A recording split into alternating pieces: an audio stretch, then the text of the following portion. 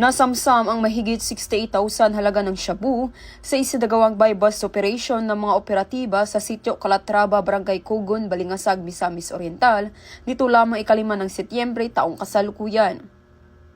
Kinilala ni Police Major Renz Marion D. Serrano, officer in charge ng Balingasag MPS, ang sospek na si alias Bong, 45 anyos, at residente ng nasabing lugar. Nakumpiska sa sospek ang kabuuang 10 grams ng hinihinalang shabu na may standard drug price na 68,000 pesos at iba pang mga drug paraphernalia. Naharap ang sospek sa kasong paglabag sa RA 9165 o Comprehensive Dangerous Drugs Act of 2002.